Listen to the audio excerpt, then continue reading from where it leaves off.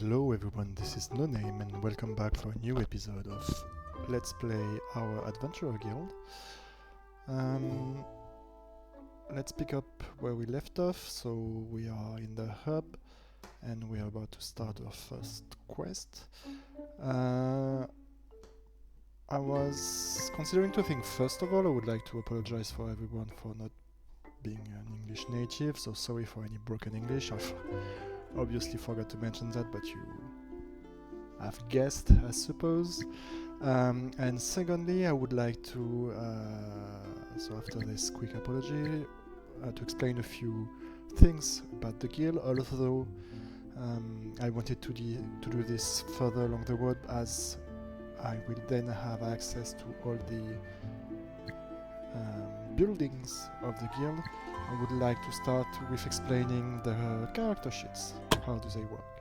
So you can see here that each character has various sheets. So you can see, for instance, here their main characteristic. So their rank here is copper and goes up to diamond. And it relates to their rank, which to their level, which is 1. High-level heroes can go by endgame around level 25 or so. So that give you a rough idea about this. Then you have the class, so you have multiple classes, and you do not have access to all of them yet because they unlock along the campaign. So let's go back to Kira. And their weekly wage, which is paid at the end of the week, which is a 5-day week. So this is good to know. If in case you want to fire someone, you better do this in the 4th day of the week, just to make sure that they do not request their wage just before they leave. You want to be a guild manager after all. So you've got the experience bar for each level before people can level up. The HP, obviously, also hit points, spell points, with the detail as to where do they come from. So here the 43 spell points of mage Kiara comes from the following elements. So 2 comes from her attributes, which is wisdom, because she has 6 wisdoms. So as you can read, wisdom, every point above 5 increases SP by 2 and mental resistance by 1. We will see what mental resistance is further. And bravery. Bravery is among others, likelihood of character to resist any death blow.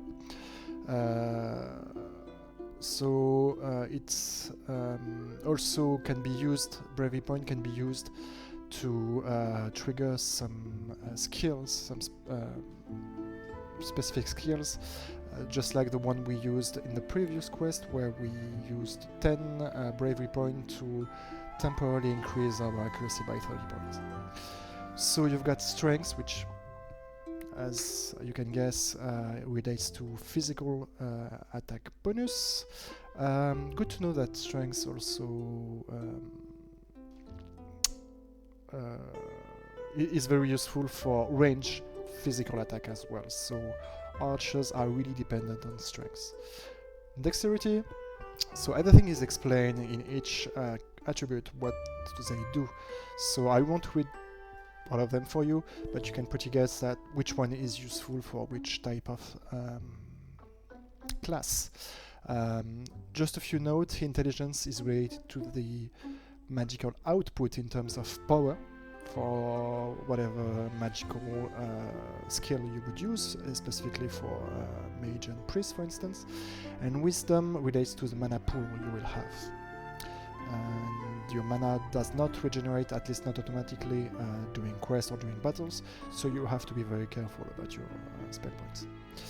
And willpower measures the character bravery. And yeah, it also relates to crit chance to some extent. And dexterity is more related to accuracy, initiative, and dodge.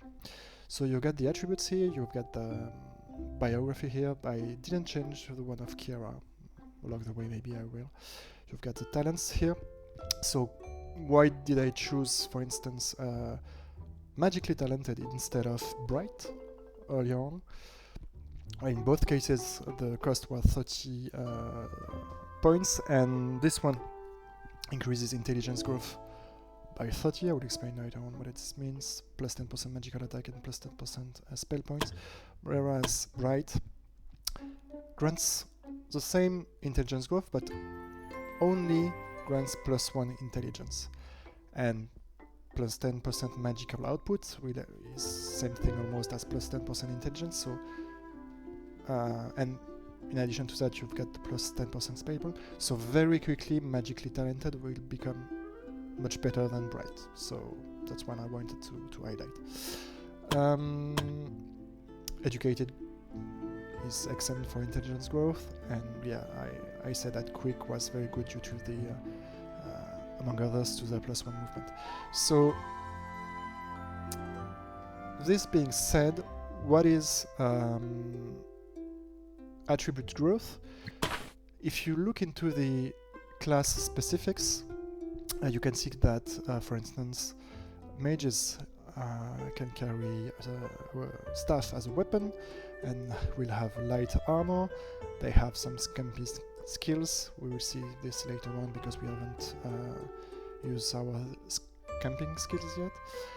And they will start with a plus 5 bonus for their magic damage output, for plus 10 for their accuracy, plus 3 for initiative, and well, you can see everything here. And regarding attributes, you have their stats growth per level up. So this ranges from D to A, and you actually have sometimes an S, which is above A growth per attribute.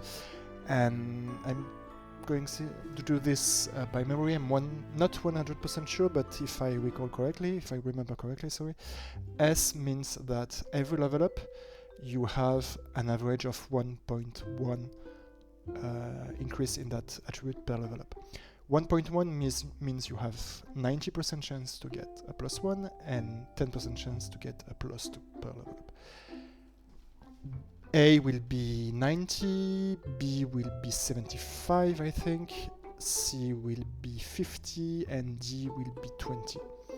So here, for instance, for a mage, dexterity and intelligence will progress at an average of 0.7 per level up. Please bear in mind that every level up you can re-roll the stat increases you get only once. So here on average you most likely never get strength, but you may get 0 or plus 1 in dexterity or intelligence. If you get 0 and 0 and you absolutely want something else, you can re-roll, but only once. So if the subsequent roll is worse than the first one, you have to deal with it, which is something that is quite annoying, obviously, especially when you play Ironman.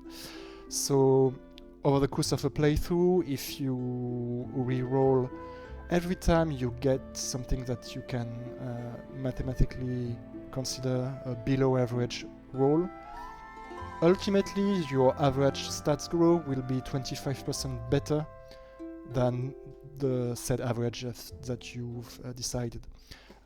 If you roll anything between 1 and 100 and that you choose to re-roll once every roll that is between 1 and 50, the average roll you will get over the course of a playthrough will be on average 62.5, which is a 25% increase. Considered 25% increase between 50 and 62.5. So that's how our adventurers are going to grow. Then they have this was implemented very recently. It wasn't there in the early stage of the early access. Adventurers will also gain some small bonuses depending on the achievement they get. Like if you complete 20 quests with this adventurer, they will get a +5 bravery and +1 crit and so on. So this is quite interesting actually. It's a very nice addition from the developer, and that clearly shows that our adventurers will have increased attributes along the campaign. They can reach, like, I have adventurers that have reached about 80 in some attributes on previous campaigns. So this is very, very rare, but when you have very good traits and adventurer that can achieve some great things along the campaign, they can get pretty powerful in the end game. Well, I think that's about it. Then we can see, well, the equipment. You can have 2 accessories, 1 weapon and 1 armor. They will gain skills. We will see that later on. As soon as they level up, they will gain skills that they can pick up in the available skills of their class. And what else to say? In the training, in the character sheets, you can see various things such as a recap of their statistics. So here, for instance, magical output is 12 for this mage, plus 3 coming from intelligence, plus 5 from her class, plus 3 from the equipment. The base staff gives plus 3, and plus 10% from the magically talented trait. Then you have accuracy, crit chance, dodge. So dodge is the defensive equivalent of accuracy. Same thing for block, depending on what type of skills is cast. It can be either a skill that be blocked or dodged. If it can be both dodge and block, only one roll will happen, the best of the two from a defensive standpoint. Then you've got initiative that dictates who is going to play first. You need to add a d10 to this value every turn to add a bit of randomness in the turn order. And then obviously you have the movement, so you have a base 4-tile movement. It's not isometric, it's if you want to move diagonally, it costs 2. It costs 2 movements, so hence the fact that movement are very, very important here. High value is very important. You've got stats, you've got resistances. So here are the resistances to various ailments. So you've got bleed, poison, being stunned. You've got physical resistance. You've got holy resistance, elemental resistance here. How resistance works? Resistance is not a percentage here. The formula roughly is x divided by x plus 50. And the overall resistance is capped at 90%. So if you have 15 fire resistance here, you will soak 15 damage out of 15 plus 50 damage. So 15 out of 65 damage. If you have, for instance, 100 fire resistance, you will soak 2/3 of damage. So that will be 100 out of 150. So that's 2/3. And it is capped at 80% resistance, which is reached at 450 resistance here. So the same goes for everything here, except that for bleed and poison and so on, it's just a reduction. It doesn't reduce damage coming from bleeding or poisoning. It just reduces the likelihood you will have to be poisoned in the first place, poisoned or bleeding. So these stats are extremely, all these stats are extremely important, especially for people that are likely to be targeted, mostly frontliners. And well, equipment plays a huge part in this. The opposite of resistance will be penetration. So further in the campaign, some of our adventurers will have, for instance, 50 fire penetration, which will lower the enemy's fire resistance if this adventurer casts a fire spell, but it cannot lower the resistance lower than 0. So penetration won't make resistance go lower than 0. However, by default, resistance can be lower than 0, and in this case, it increases the damage of the skill. And the formula in that case, I think, is if you get minus 50 here, fire resistance, in that case it's a percentage if it's negative, so you will get 50% more damage received in that case. Empowerment are stat increase in terms of power output. You've got nice addition from the developer, the general damage reduction that I just discovered here because first time I play with the full release. So you've got the, for instance, once again fire damage output. So if you've got 50 here, every of your fire spells will do 50% more damage. What else can we add here? That's pretty much it. Your penetration as well, as I mentioned earlier. And that's more or less... one more thing. Resistance. You also get some ailments such as burning. Burning will prevent you from regenerating, for instance, and will also inflict some damage over time, some damage every round. So having a higher fire resistance will also lower the likelihood you will get burned in the first place. It will not decrease the fire damage that you will receive from burning, but it will just reduces the chance of getting burned. That's it. That's more or less it. And so here you can see the skills of the character, and here you will see the relationship it has with all the others adventurers, from the negative ones to the very positive ones.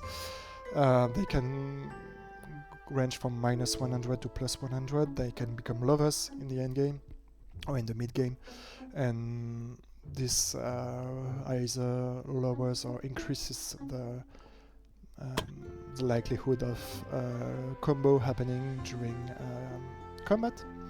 And having a team of adventurers that work well together can really increase the damage output they have. It will increase their bravery, they will increase many things during combat, which makes kind of having fixed team a good thing by, I would say, about 33 or 40% of the game. Of campaign, you will want teams to be as fixed as possible, just to increase the friendship between the players, because they can get friends and have some conversation while they'll stay in the guild, but they will increase their relationship faster if they go out in quests together. Well, that's it more or less. The temple can, you guessed it, heal your adventurers, but you can do a few things as well. As the game progresses, you will have the blacksmith here that sells weapons, armors, and also can upgrade some of them with gems and so on further in the campaign. You have Mekan that we already met, that sells some accessories and some potions and so on. You got the tavern with Tavis that we already see, and the tavern, every building will provide more options as the game progresses. We will also have an alchemist here who will be able to brew some advanced potions for us, which we will probably not use much here, because since we are playing in a very low economy setting, which are, I think, visible here, it's going to be almost impossible to afford some potions. So, and then we will have some training grounds and so forth, where we can manage the skills and so on from our adventurers, and we will be able to upgrade the guild in various ways as our reputation progresses. Now we are unknown, but many events and many quests and so on will allow us to progress in our reputation and to unlock some upgrades for our guild. Well, that's pretty much it. I thought it would be useful to explain this, even if everything is not available, to explain this quite early in the episodes. So if there is something unclear, please feel free to ask any question. There are some guides available on Steam that explain some of these things. So, well, that's pretty much it. I'm going to stop the video here and make a new one to start our very first quest apart from the tutorial. Thank you very much. See you guys.